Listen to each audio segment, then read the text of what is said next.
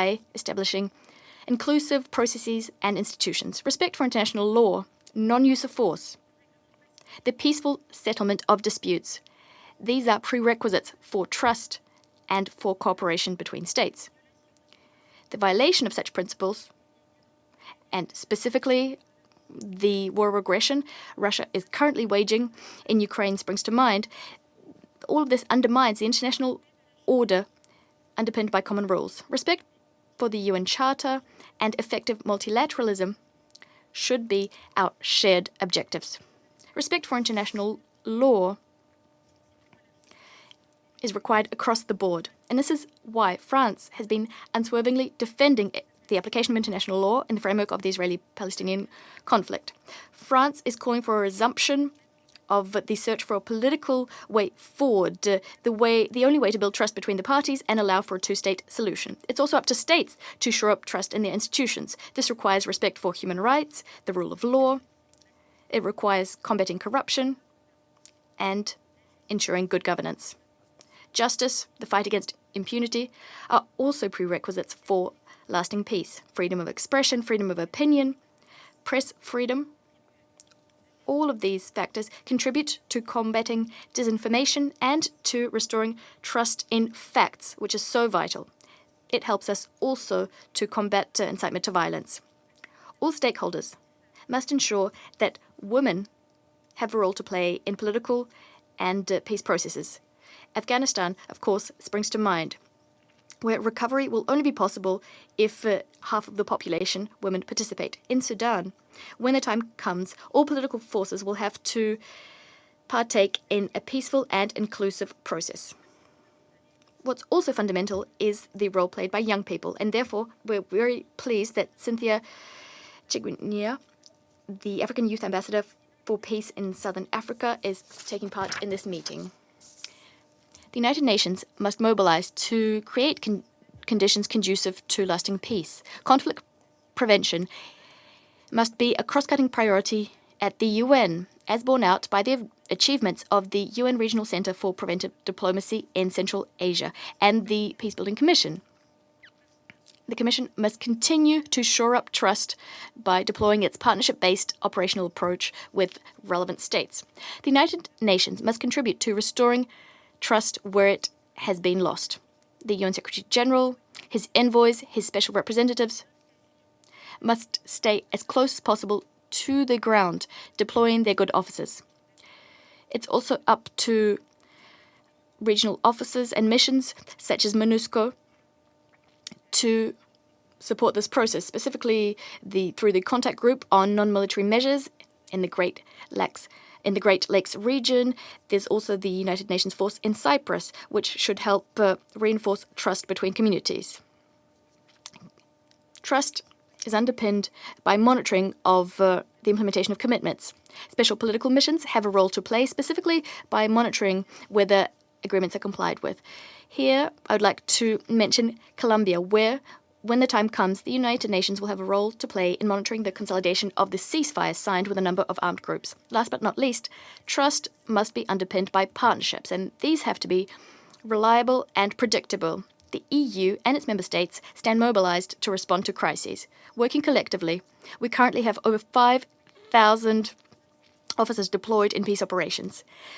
We've sent over 27 billion euros in humanitarian assistance since 2011. This has been sent by the EU and its member states to the most vulnerable Syrians in Syria and throughout the region. Lasting peace also requires trust in our partners. We would like to hail the solutions promoted by the African Union. We support the operationalization of the African Fund for Peace and the ramping up of African peace operations. France is ready to resume Security Council discussions on this important topic. President, building trust must lie at the heart of our work on a new agenda for peace put forward by the Secretary General. This is why France has put forward 20 proposals on how to buttress the credibility of our collective security system and how to update its means of actions by reshaping the UN's role to guarantee international peace and security. Let us chart a course to lasting peace together. Thank you very much. I would like to thank the representative of France and to hand the floor over to His Excellency, Mr. Dimitar Kovachevsky, Prime Minister of North Macedonia.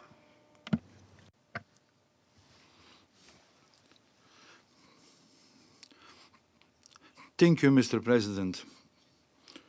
I would like to offer my congratulations on the first presidency of Switzerland of the UN Security Council, and I welcome your appeal to the importance of the issues of building peace.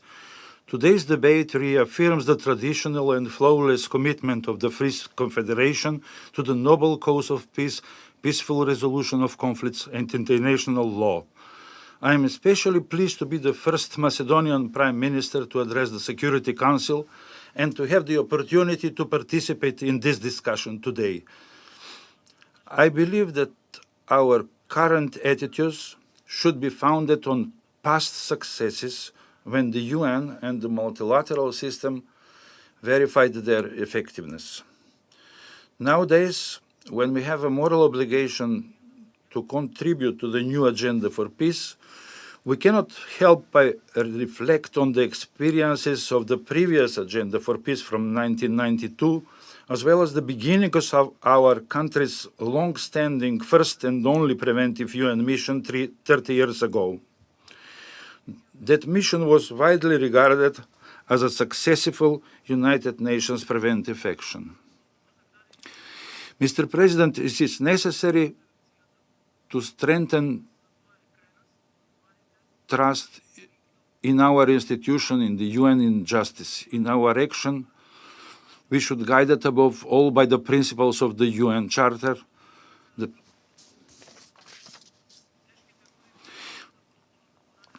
It has been stated numerous times, and in our case it has been proven in practice. Our first president, Kiro Gligorov, in the difficult years of wars on the territory of former Yugoslavia, using his wisdom, responsibility and commitment to peace, enabled peaceful reaching of independence and international establishment of North Macedonia as an independent and sovereign state. In times of war in the nearest neighborhood, we had our own national agenda for peace, which necessarily implied ensuring internal consensus, but also close cooperation with the UN, as well with the regional organizations, primarily the OSCE and the EU. It was the way preconditions were created for the successful preventive mission UNPREDEP. The spillover of the conflict was prevented, peace and stability were preserved, thereby saving countless lives and preventing unnecessary destruction. And what is also very important, trust was created and the culture of dialogue was slowly but surely developing as the only way to overcome even the most serious challenges. It is true that culture of open dialogue that 30 years later, North Macedonia is an example country for solving open issues both at home and with neighbors. We have taken an abundance of difficult decisions during the last 30 years. Difficult but imaginative and courageous choices enabled us to become a NATO member and begin negotiations with the European Union with a protected and acknowledged Macedonian language, identity and culture. From a country that hosted peacekeeping missions 30 years ago, we are now a source of stability and hosts of international negotiations.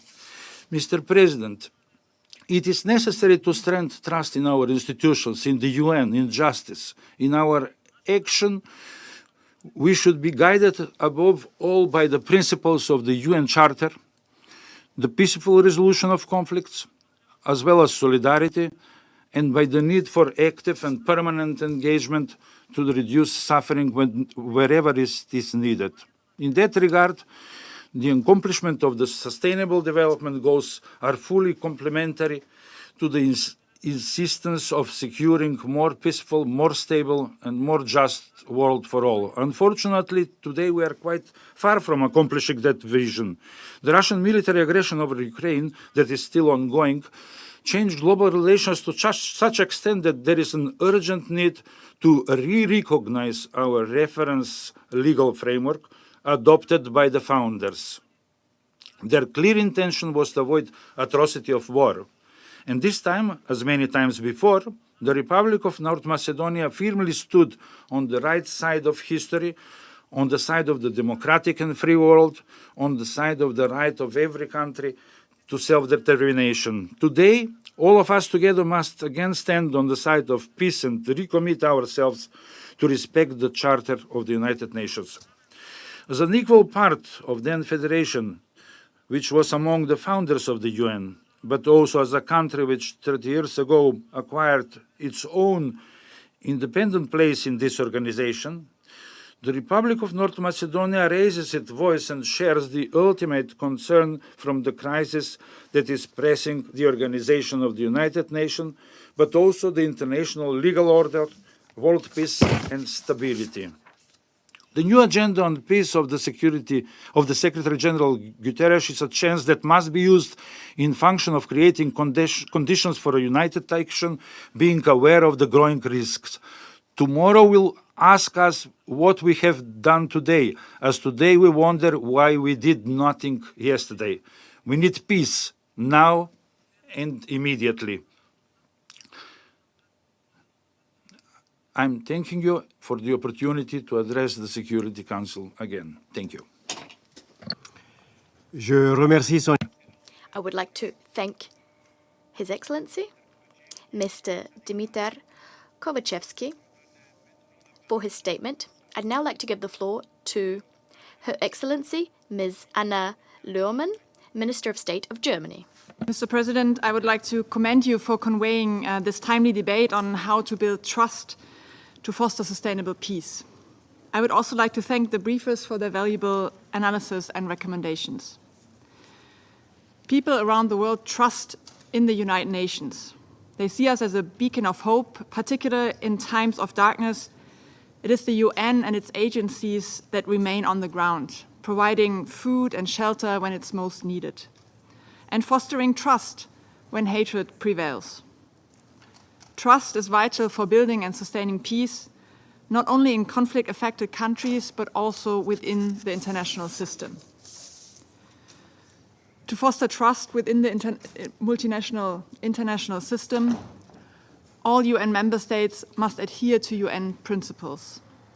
We need to agree on a coherent and value-based framework for our joint multilateral efforts to build and sustain peace worldwide.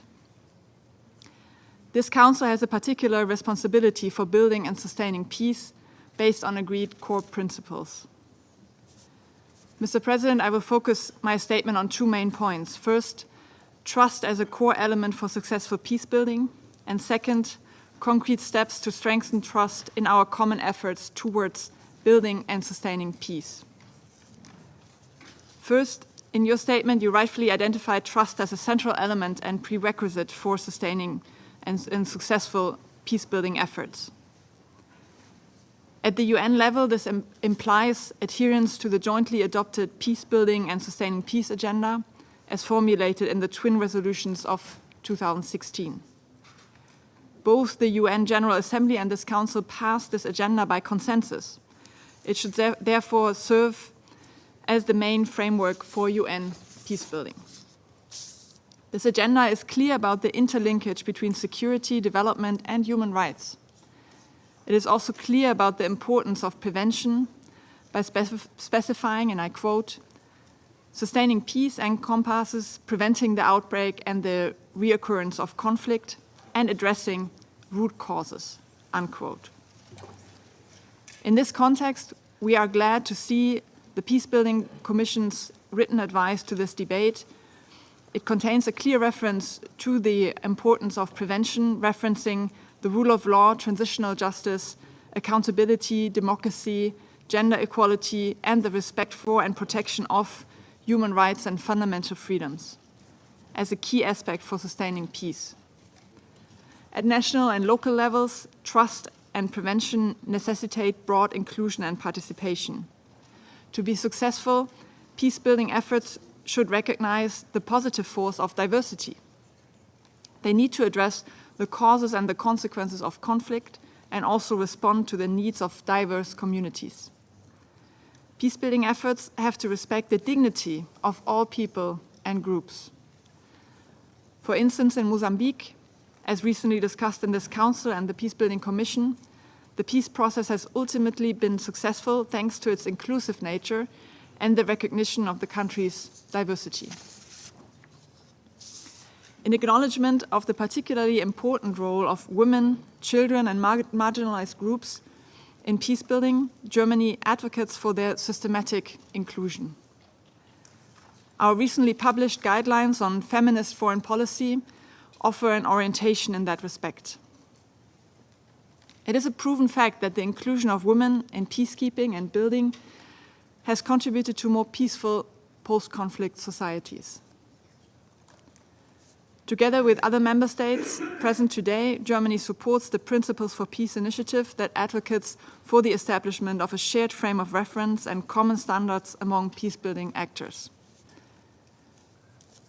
Second, let me now outline concrete steps to advance trust in our joint efforts towards building and sustaining peace. Following up on recent open debates in this Council and ongoing discussions in the Peacebuilding Commission, both bodies should further foster their exchange to better address existing challenges. To overcome these, we need full political ownership for peacebuilding and sustaining peace from all UN member states. An agreement on the introduction of assessed contributions for the UN Peacebuilding Fund would underline this joint political ownership. Germany, as current Vice Chair of the Peacebuilding Commission and main voluntary contributor to the UN Peacebuilding Fund, will remain committed to bring forward the UN Peacebuilding agenda. In order to advance and deliver on the prevention aspects of the Peacebuilding and Sustaining Peace agenda, data-based early warning and anticipatory action, including climate adaptation, play a key role. For this reason, Germany supports several projects such as the UN's Complex Risk Analysis Fund and the AU's Early Warning and Climate Mitigation initiatives. In closing, I would like to reiterate that the Secretary General's new agenda for peace offers a great opportunity to develop and agree on ways to strengthen trust in our joint efforts towards sustaining peace. As co-facilitators of the Summit of the Future, together with Namibia, we stand ready to actively support and engage in discussions to identify a common approach. Thank you. Je remercie Son Excellence, Madame. I would like to thank Her Excellency, Ms. Lohmann, for that statement. I'd now like to hand the floor over to the representative of Egypt. Thank you, Mr. President. Your Excellency Ignacio Cassis, Federal Councillor and Head of the Federal Department of the Foreign Affairs in Switzerland, we thank you and congratulate Switzerland on organizing this critical debate. We agree with all the previous speakers that building peace and sustaining it will never be achieved without building trust among countries, institutions, peoples, and governments, as well as international organizations and regional ones. Building trust is the foundation needed to achieve flexibility and the capability to address the turbulent times and crises. The world today is ushering into a new era of turmoil with the new conflict hotspots that are threatening peace and development, especially with the food shortages, the energy price hikes, as well as the increasing rates of poverty and economic crises that pushes us all to face our responsibility and shouldering it by building sustainable peace. Building trust is the best way to future-proof trust for sustainable peace and overcome its complex and intertwined consequences. Based on the above, we would like to highlight the following points. First, the importance of promoting links between the activities of sustaining peace and building peace. We have to tackle the root causes of armed conflicts and strengthen the peace and security processes and the development processes, especially in Africa. And Egypt prioritizes this matter, especially under the leadership of His Excellency, the President of the Republic, on the post-conflict reconstruction and development dossier in Africa. Second, we have to continue paying attention to African issues and try to prevent conflicts, especially that the current global geopolitical situations must not lead to less attention to African issues. We have to counter terrorism and extremism through comprehensive joint international cooperation, especially in Africa. We have to tackle terrorist groups and dry up their sources of financing and cut it off while countering extremist ideologies. We have to pay further attention to the component of peace building and provide necessary financing to that field as a primary condition to ensure the success of our efforts. We must seriously address options of building peace in light of the current challenges. We have to provide a minimum level of capability to build resilience, and we call upon member states in the UN to ensure that peace-building efforts will also be financed through assessed contributions through the PBF. We must support the efforts of different states to build their institutions and build their national capacities to ensure good governance, which would prevent them from falling into a new cycle of violence. We have to mobilize resources to create an environment conducive for economic growth, foreign investment, creating job opportunities, and other measures that would lead to greater national ownership. The linkages between the 2030 agenda and achieving sustainable peace is primary to ensure sustainable development without leading to any imbalance in achieving any of the objectives. We also have to promote efforts to ensure the participation of women and youth in peace-building effort by empowering women and including youth in all fields. This must be translated into policies that will overcome socioeconomic and security challenges. We must also promote partnership between the UN and AU by continuing the regular consultative and coordinative meetings between the Security Council and the Peace and Security Council of the AU by enhancing synergy and coherence as well as complementarity between the efforts of both organizations while relying on the important role of the Peace-Building Commission. Mr. President, before concluding, I wish to commend the role and valued effort of the Secretary General to put a general framework for the new agenda for peace. It includes valuable suggestions, and we look forward for a focus in the new agenda on investment in conflict prevention effort and the provision of sustainable financing to such efforts. We must also counter terrorism and extremist ideologies by directing this agenda towards the needs of the actual African states' needs while taking into consideration national ownership and implementing the priorities and needs of the African states. All of the above seek to develop multilateralism to strengthen its effectiveness to achieve sustainable peace. Thank you, Mr. President. Je remercie le représentant. I thank the representative of Egypt for his statement. I would like to remind speakers to limit their statements to no more than 3 minutes in order to enable the Council to carry out its work expeditiously. Flashing lights on the collars of their microphones will prompt speakers to bring their remarks to a close after 3 minutes. I now give the floor to the representative of Liechtenstein. Thank you very much, Mr. President. A great pleasure to address the Swiss presidency of the Security Council on behalf of Liechtenstein for the first time. We hope it will be the first of many. Our starting point for our reflections today must be the existing structures in multilateral frameworks with the 2030 agenda at the center. SDG 16 frames accountable institutions and the rule of law as indispensable for the predictable environment needed to build trust and sustain peace. In international human rights law, we have also set minimum expectations for the treatment of marginalized groups. A predictable and rights-respecting environment creates the opportunity to take approaches to conflict resolution that are themselves sustainable and preventive. Engagement by relevant actors must take place to varying degrees through the conflict cycle. Peace building and trust building requires sustained political attention and investment. I will offer brief comments on the dimensions of inclusion and of justice this morning. Mr. President, building a broad coalition for peace must be something we constantly strive for. Inclusive settlements are longer lasting and more rights respecting. We know that negotiating teams and mediators that reflect society as a whole are more likely to generate sustainable results. But inclusion is not only about who is consulted, it is on how these inputs are reflected.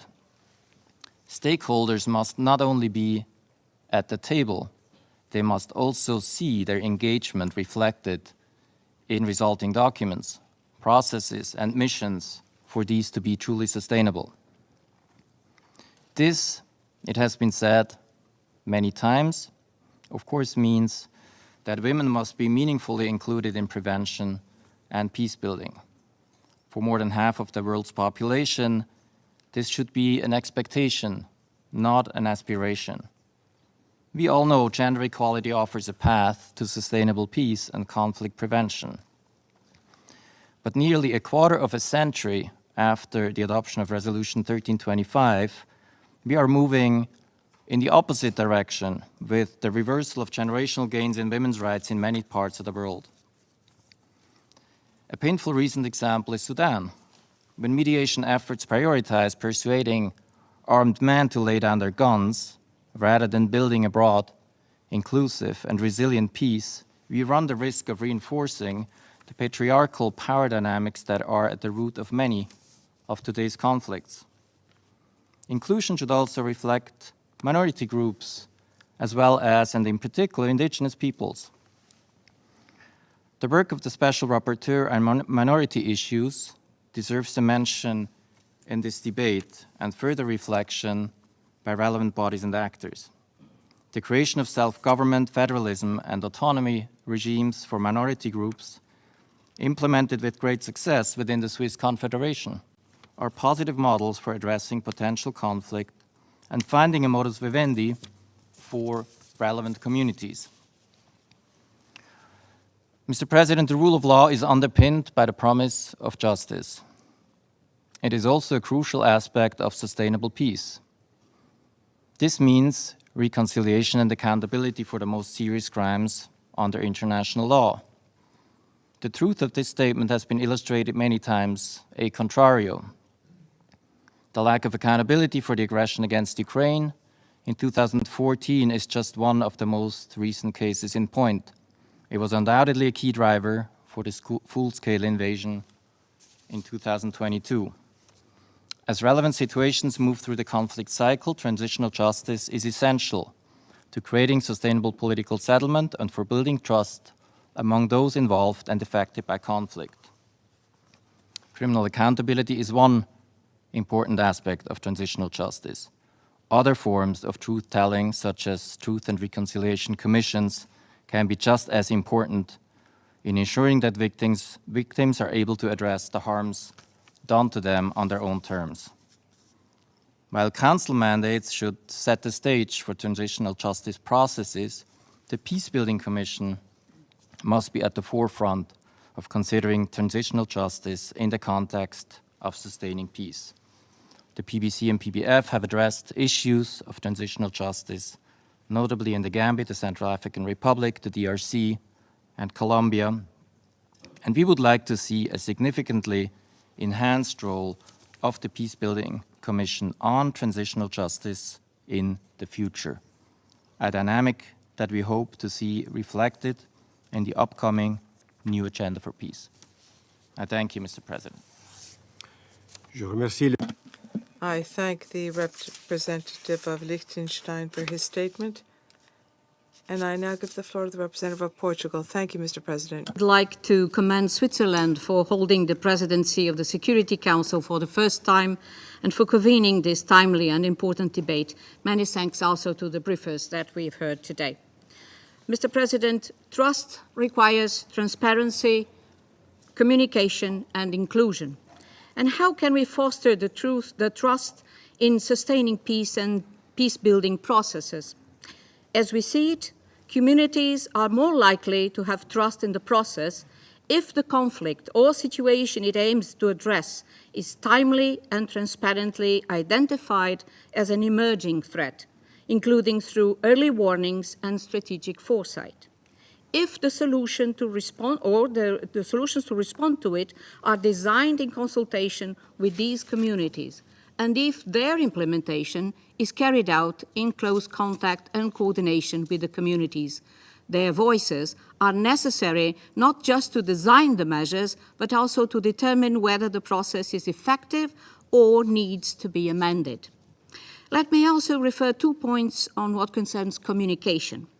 Firstly, to commend the recent strategic review of the Secretariat of Strategic Communications across UN peacekeeping operations, acknowledging the need for the UN system and the member states to perform better in the area of crucial importance.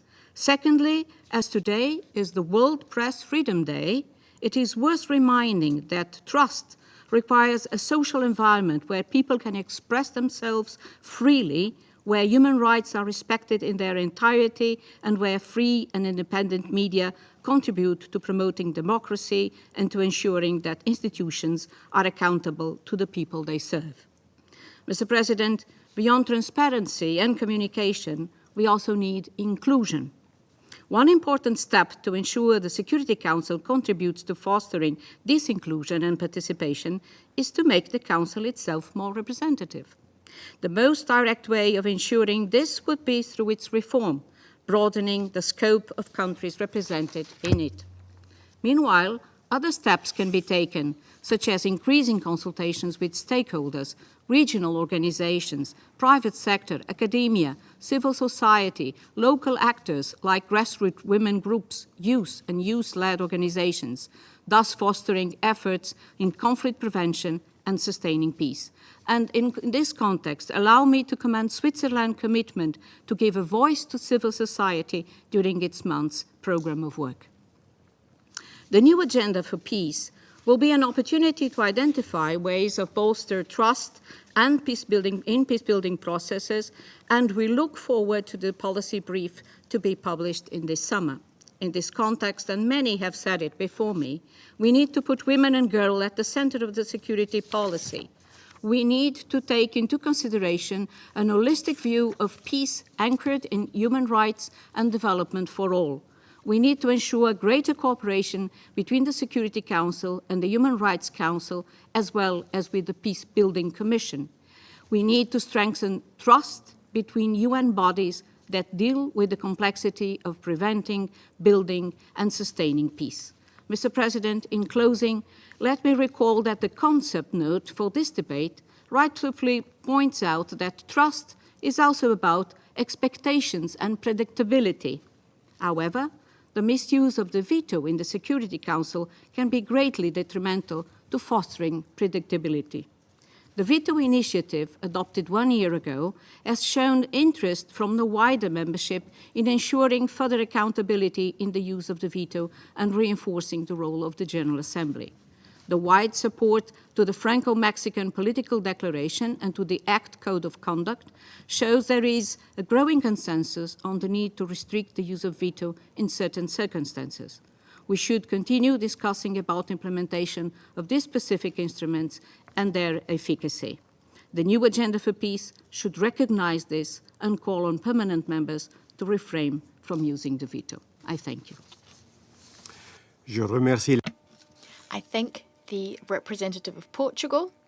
I'd now like to give the floor to the representative of Thailand. Mr. President, we thank the Russian Federation for presiding over the Council last month and congratulate Switzerland for assuming the Council presidency this month. Having been personally present here in 2002 when Switzerland joined the United Nations as its 190th member, it is gratifying to witness this historic occasion. I wish to commend Your Excellency, Federal Councillor Ignacio Casas, for chairing this important and timely open debate on future-proofing trust for sustainable peace against a backdrop of growing conflict across the globe, and we thank the briefers for their insights. Now, Mr. President, We may recall a report by the World Bank and the UN in 2018 called Pathways for Peace, which underscores the high costs of conflict and the importance of prevention. For example, findings, countries experiencing violent conflict are estimated to experience 2 to 8.4% loss